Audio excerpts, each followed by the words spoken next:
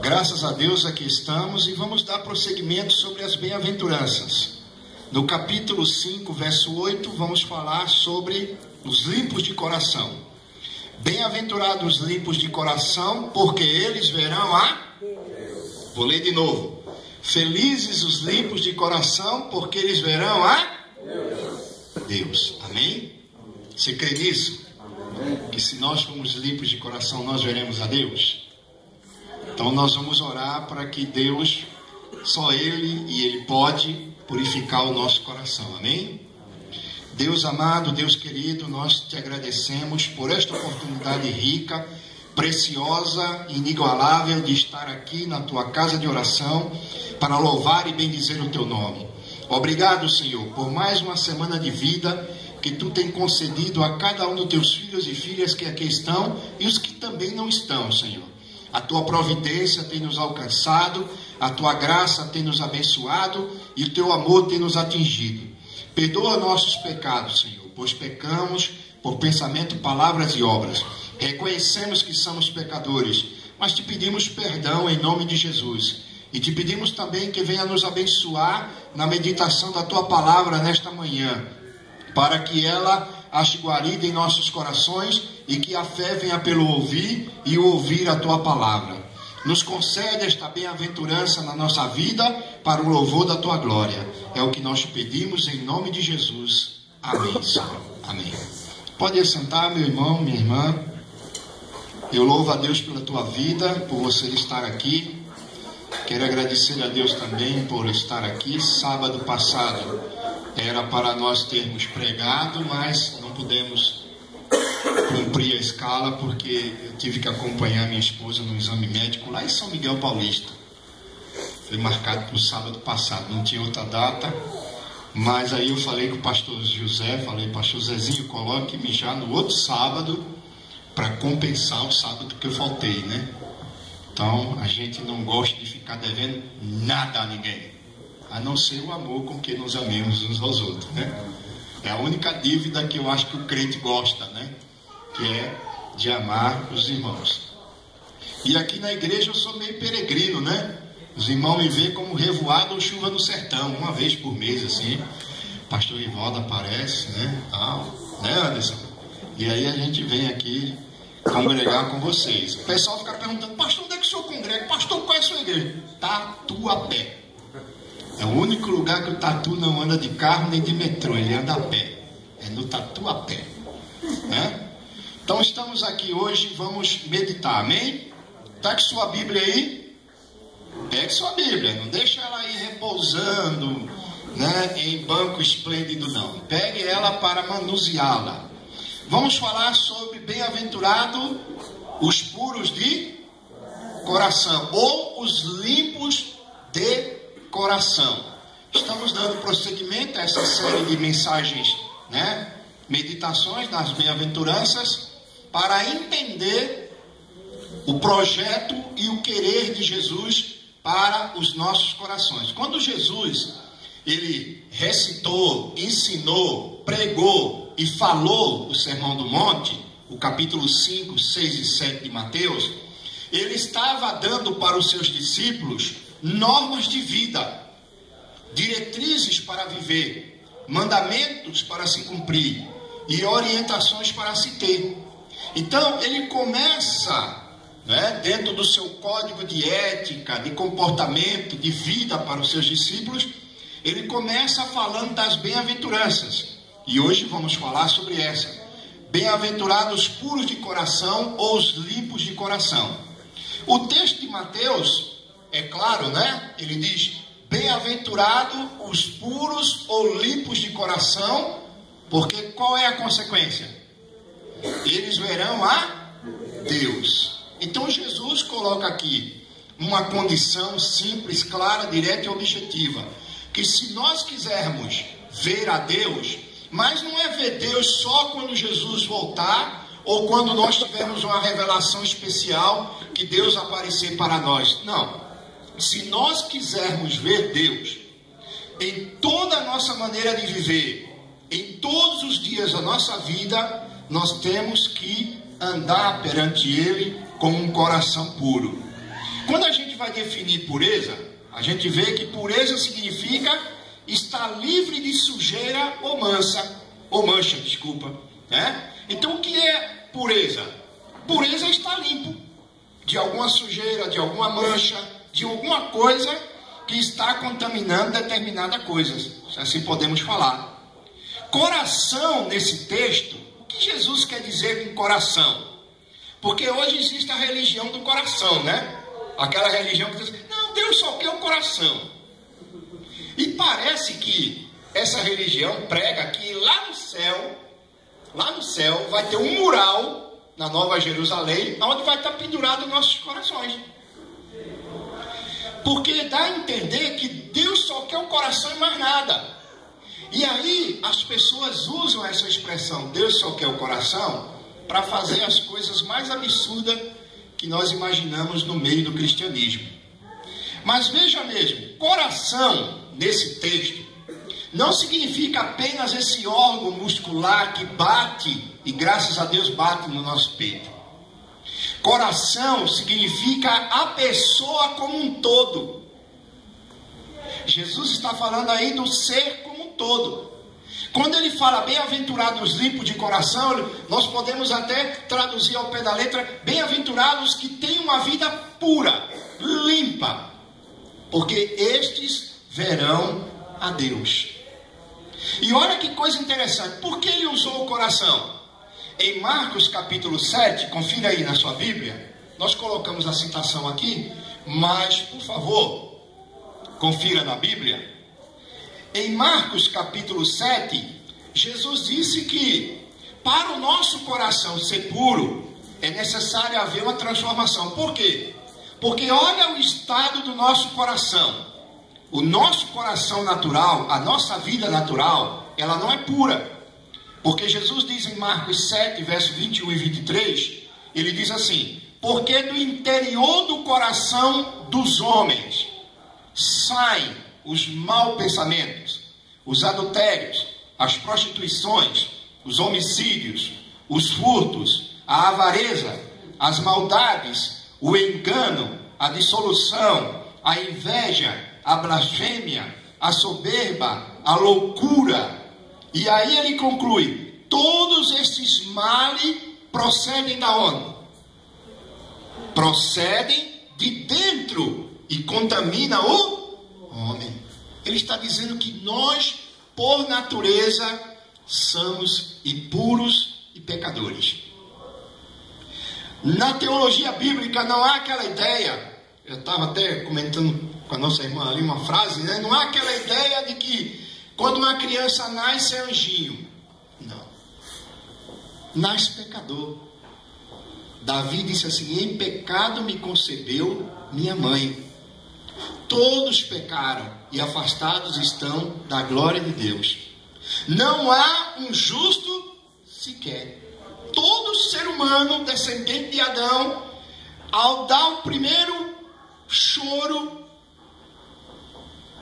né? E tem uns que quando chora, o médico já bate no caba, já dizendo para ele, a vida é um sofrimento. O cidadão já começa a sofrer quando nasce, né?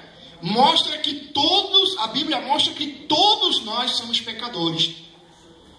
E que o nosso coração, por natureza, é impuro. Irmão, quando a gente faz uma maldade, isso não é novidade para Deus, porque isso faz parte da nossa natureza. Nós somos maus por natureza. Uma vez um aluno me perguntou na FATAP e disse assim, pastor, se nós somos maus por natureza, por que nós praticamos bondade? Eu digo, a bondade em nós são como lampejos que refletem na nossa alma. É a mesma coisa de quando eu ouço alguns hinos cristãos que diz que a vida do cristão é só felicidade. Mas quando a gente vai para a prática, é uma irrealidade isso aí. A vida do cristão não é só felicidade. A vida do cristão é a vida de momentos felizes e infelizes. Por ter Cristo, ele tem mais momentos de felicidade do que de infelicidade. O que faz a diferença é Jesus. É o marco divisor da nossa vida. Mas nós, por natureza, temos um coração impuro.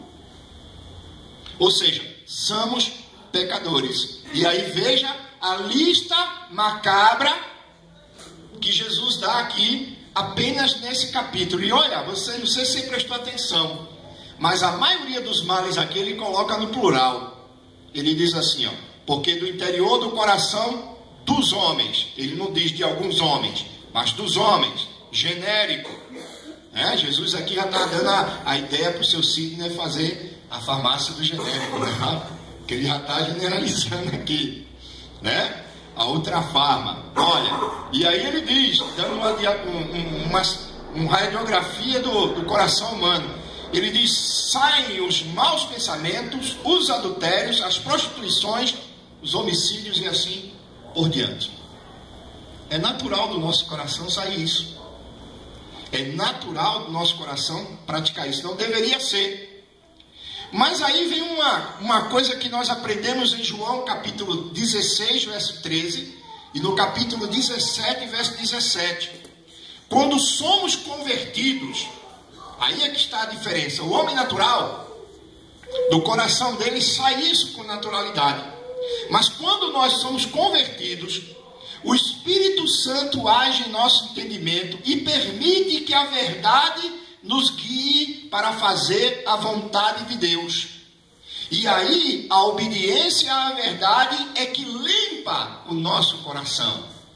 Quando nós aceitamos Jesus como Salvador, quando nós entregamos a nossa vida a Cristo, quando nós somos convertidos e regenerados, aí a nossa natureza começa a ser mudada. Deus implanta em nós uma nova natureza.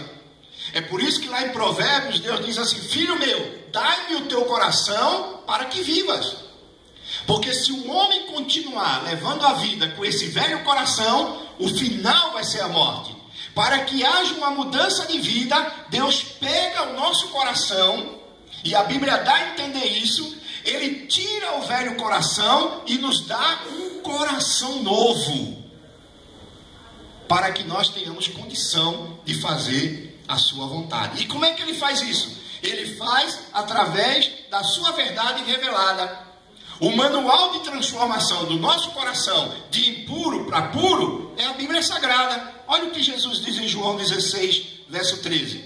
Mas quando vier aquele, o Espírito da verdade, ele vos guiará em toda a verdade, porque não falará de si mesmo, mas dirá tudo o que tiver ouvido e vos anunciará o que há de vir. E na oração sacerdotal dele, no capítulo 17 de João, verso 17, ele diz assim: santifica-os na verdade, a tua palavra é a verdade. Então o que é que nos santifica?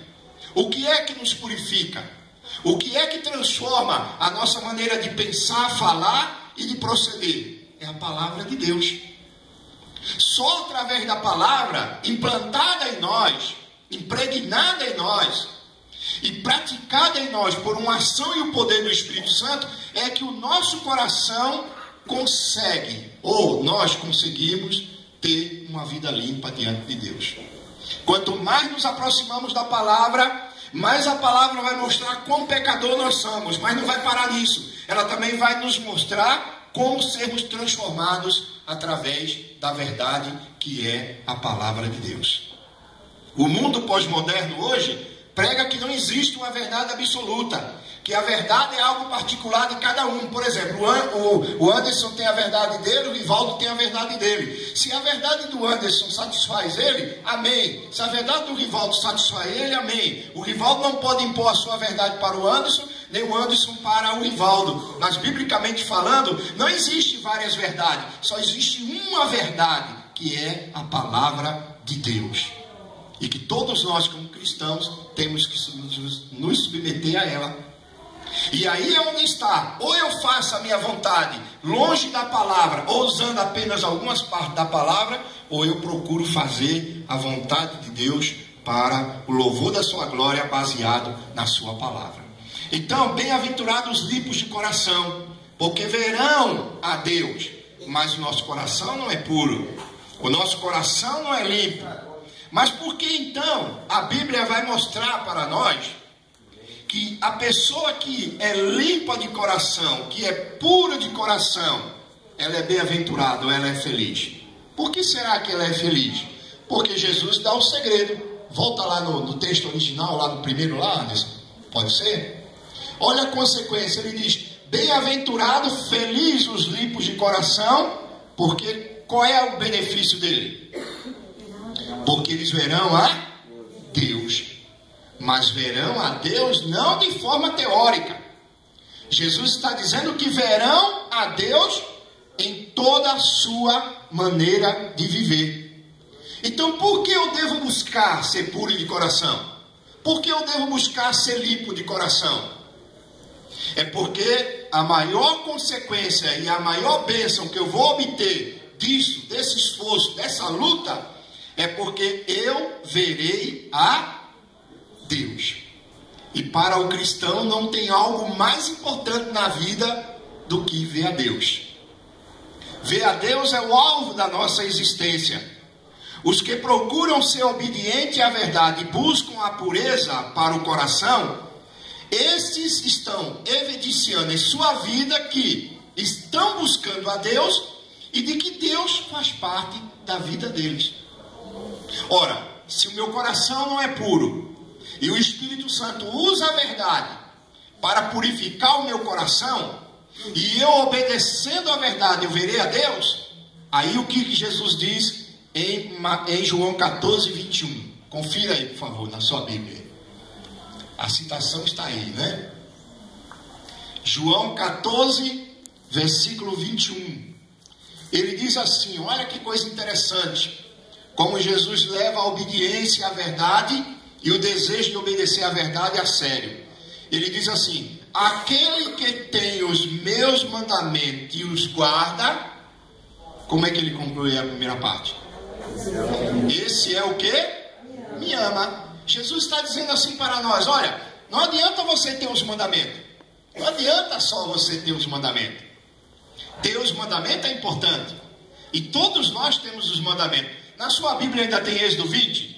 Tem, ninguém arrancou, ele não foi embora, não foi arrebatado ontem à noite. Você abriu a Bíblia e sumiu.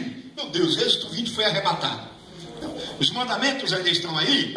Saber os mandamentos, decorar os mandamentos, falar os mandamentos, pregar os mandamentos, ter os mandamentos e não obedecê-lo, para Jesus a obra não está completa.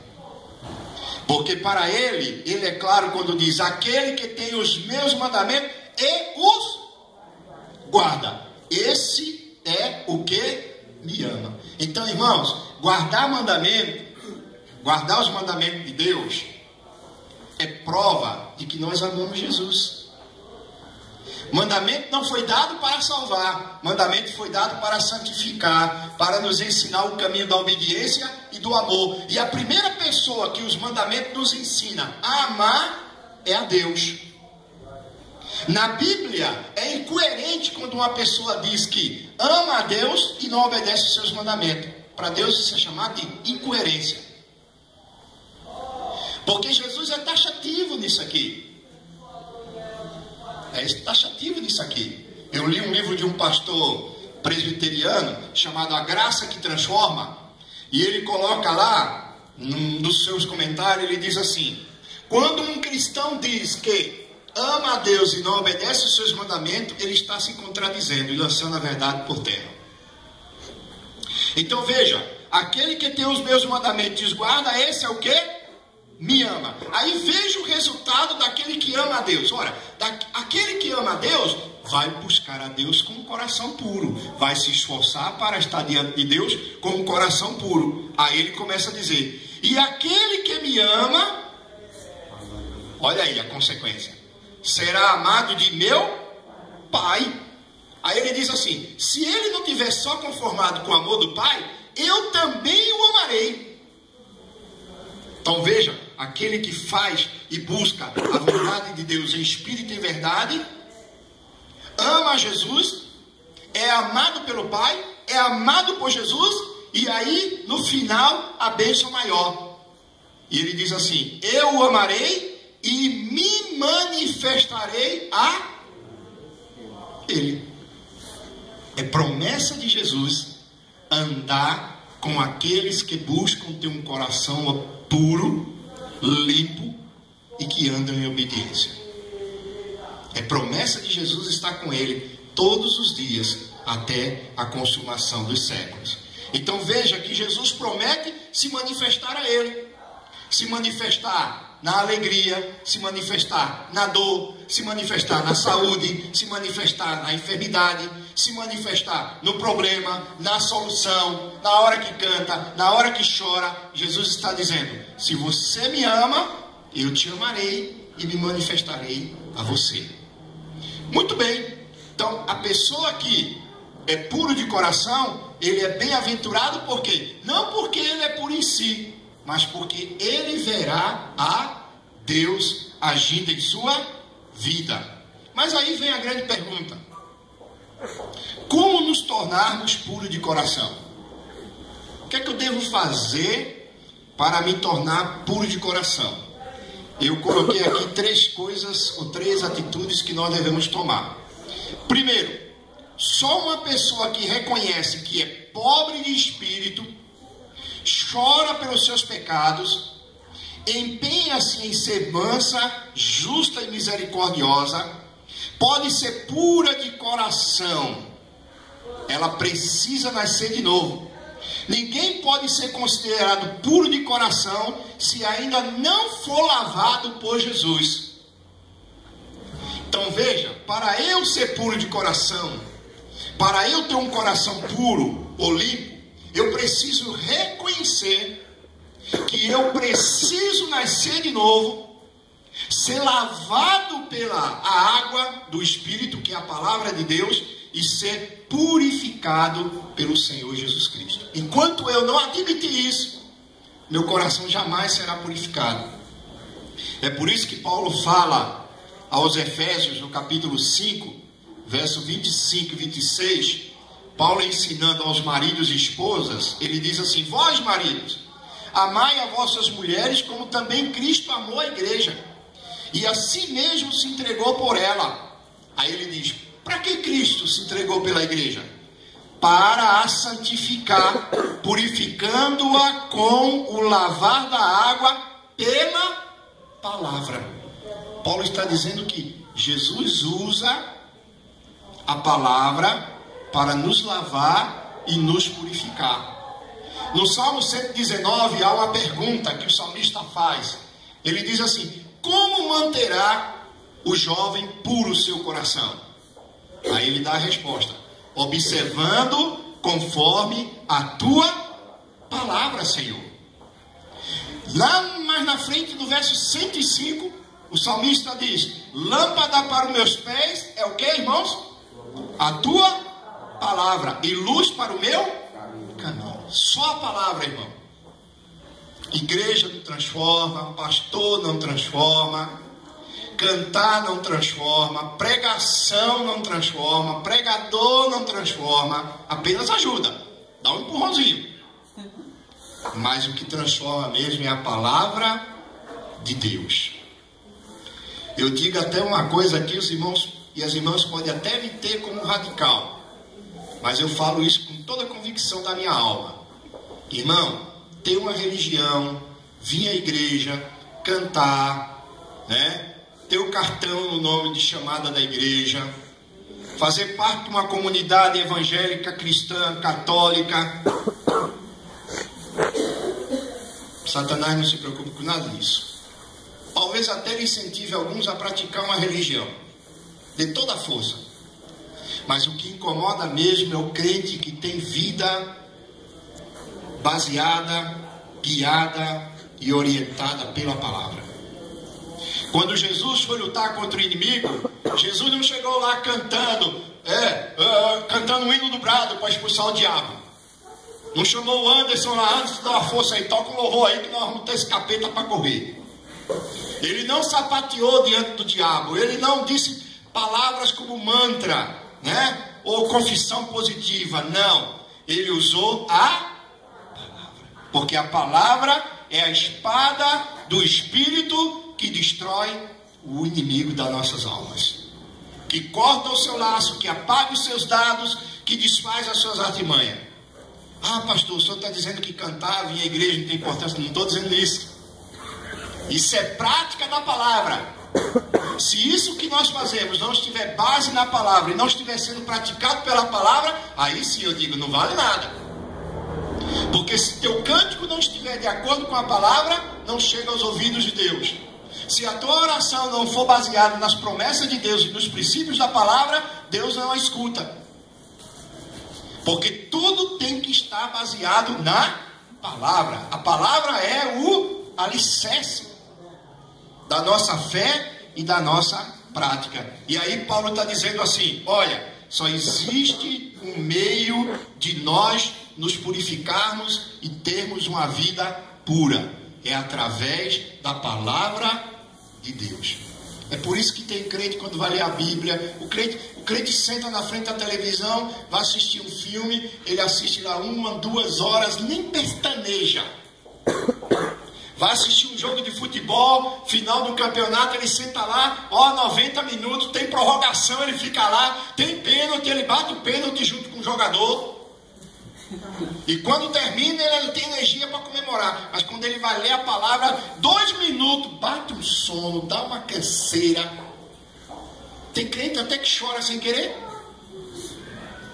Começa a ler a Bíblia, bate aquele ardor nos olhos. Irmão, irmã, o inimigo, a carne e o mundo vai fazer qualquer negócio, paga qualquer preço, para você não ter intimidade com essa palavra. Porque o diabo sabe que essa palavra é a única coisa na face da terra que pode derrotá-lo. O resto é balela, é conversa fiada. É só através da palavra que nós podemos nos purificar e sermos lavados.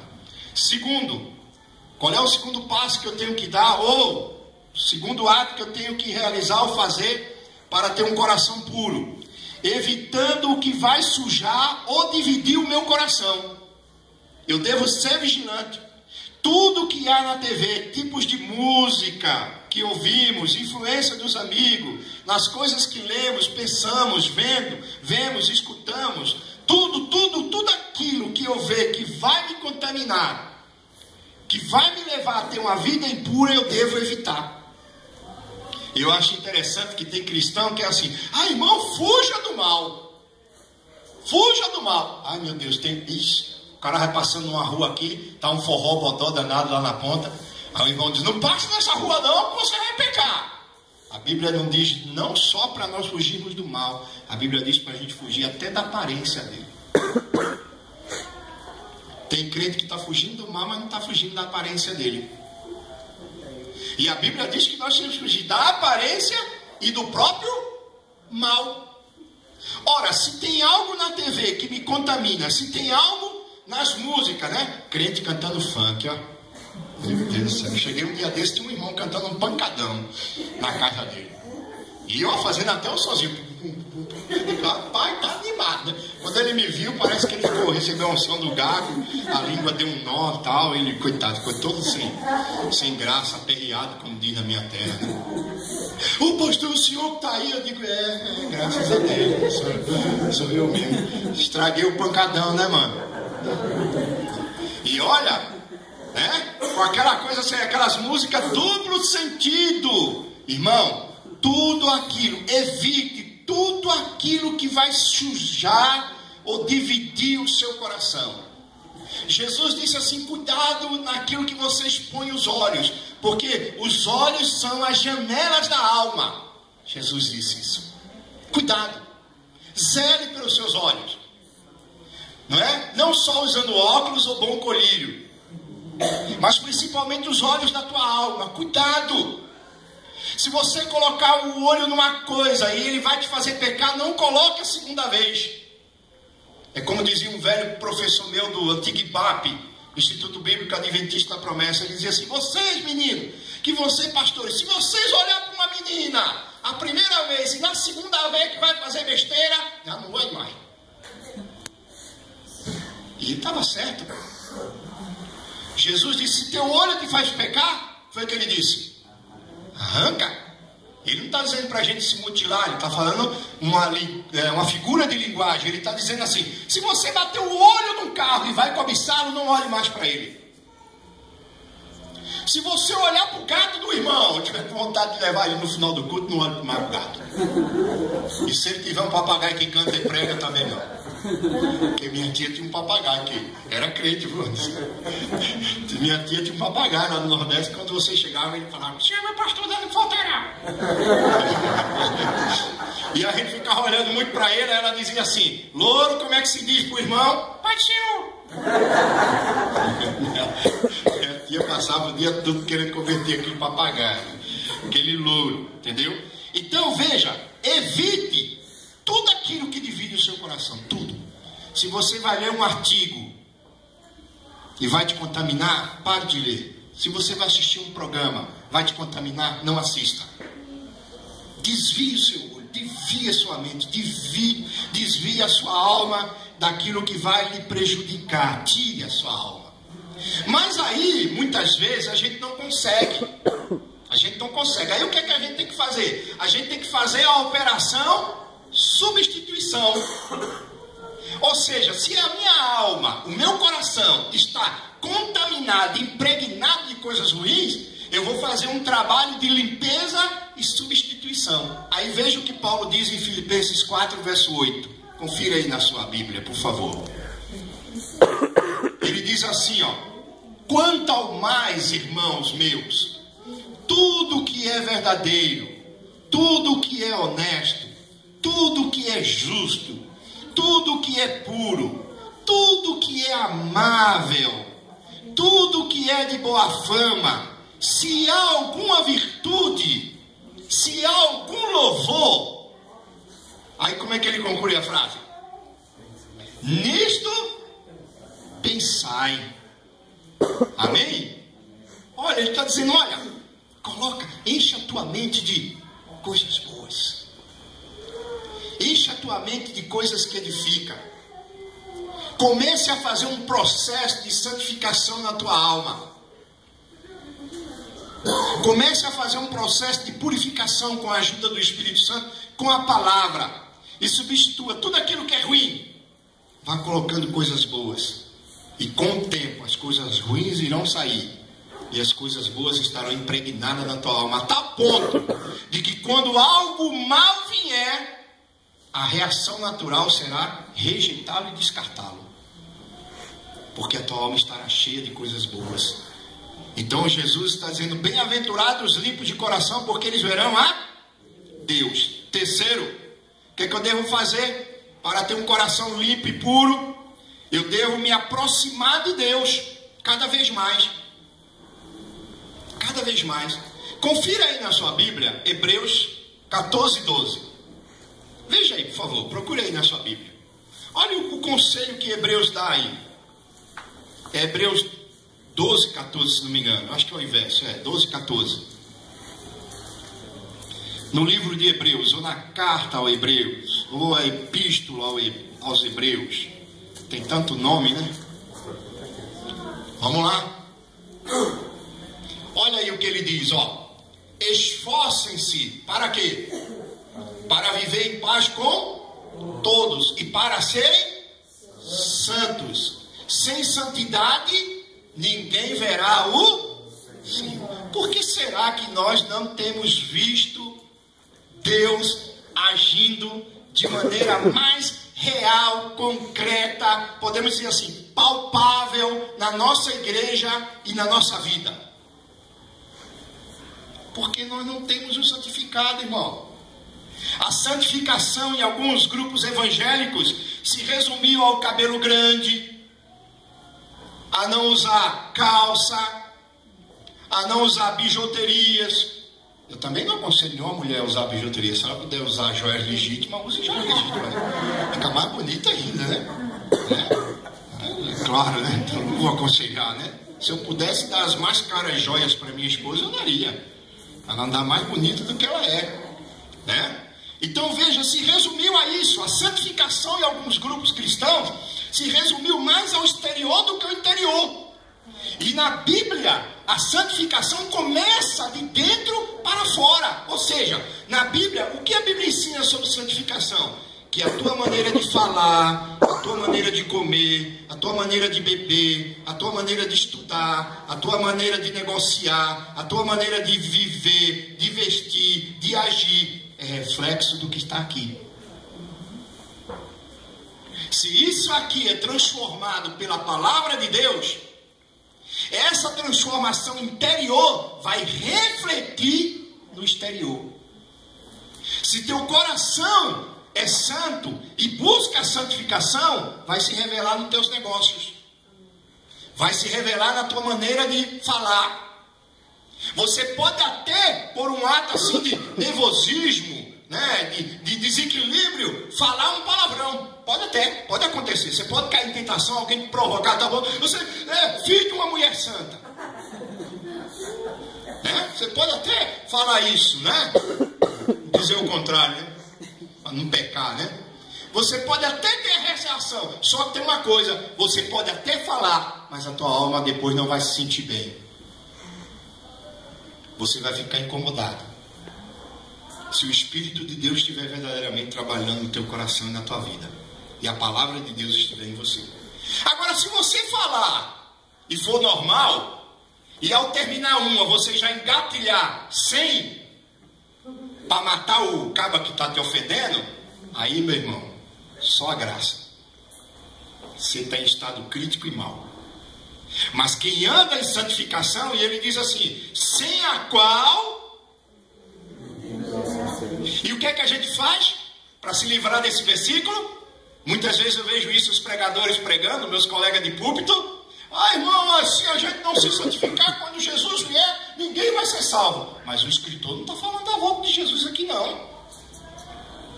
Está incluída no contexto geral, mas no contexto específico é o seguinte, meu amigo: você quer ver Deus agindo na tua vida, no dia a dia, no feijão com arroz? Se santifique. Tem uma vida santa, tem uma vida separada na maneira de falar. Lá no meu serviço, meus colegas é 10 palavras, 7 é palavrão, 3 é palavra boa. Então você vai fazer a diferença. 7 deve ser palavra boa, e evite os 3 palavrão. Faça a diferença. Lá na minha sala as mulheres são muito sensual. Não seja sensual. Seja feminina, não sensual. Lá na faculdade todo mundo cola. Todo mundo. Estude. Se rale. Quebre a cabeça. Se esforce. Minha filha, quando estava fazendo prova na faculdade, ai pai, o que eu faço, pai? Ai pai, não tenho tempo. Eu digo, minha filha, o que é que você faz de meia-noite às 6 da manhã? Eu durmo, eu digo, passo umas noites sem dormir aí. Vai estudar. Gasta a madrugada estudando. Dorme 8 horas, vai dormir 6. Gasta mais 2 aí estudando. Fez, deu bem. Mas aí você tem que se esforçar, buscar a santificação. Aliás, esse texto, se fosse traduzido ao pé da letra, diria assim: persigam, corram atrás da paz com todos, e corram atrás da santificação, sem a qual ninguém verá o Senhor. Então, irmãs, bem-aventurados puros ou os limpos de coração, porque verão a Deus. Mas para nós termos um coração puro e limpo, nós precisamos pedir a Deus que transforme a nossa alma. Só nos aproximando de Deus é que teremos um coração puro. Assim como a água nos lava de todas as impurezas, assim quando nos aproximamos de Deus, nosso caráter é purificado. Quanto mais nós nos aproximarmos de Deus, mais seremos impulsionados a ter uma vida santa. Para encerrar, abra sua Bíblia em Ezequiel capítulo 36, versículo 25 e 27. Para você ver que essa obra de transformação e de purificação começa com Deus e termina em Deus. Ezequiel, capítulo 36, verso 25 ao 27. Olha que promessa Deus faz e Deus traz para aquele que deseja ser puro de coração. Ele diz assim: então aspergirei água sobre vós e ficareis purificados. De todas as vossas imundícias e de todos os vossos ídolos vos purificarei. Dar-vos-ei um coração novo, e porei dentre vós um espírito novo. E tirarei da vossa carne o coração de pedra, que é o coração impuro, o coração que nós herdamos de Adão. E vos darei um coração de carne, que é um novo coração. Carne aqui é vida, né? E porei dentre vós o meu Espírito. Sem a ação do Espírito Santo em nós, irmão, não conseguimos purificar o nosso coração. E aí ele diz assim: e fareis que andeis nos meus estatutos, e guardeis os meus juízos, e os observeis. Deus está dizendo aqui, só tem um modo de vocês terem um coração novo e puro: é entregando a vida de vocês a mim.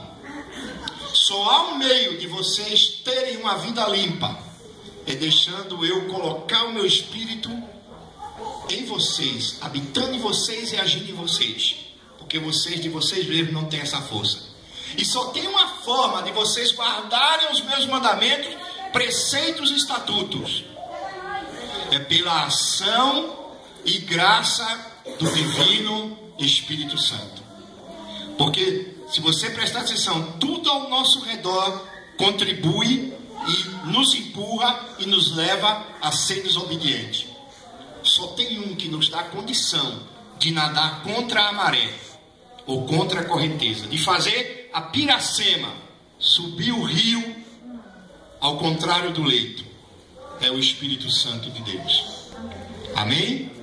Então, meu irmão, minha irmã, se você quer ver a Deus em toda a tua maneira de viver, seja limpo e puro de coração. Amém? Que Deus nos abençoe, em nome do Senhor Jesus, e até a próxima oportunidade, se Deus assim nos permitir.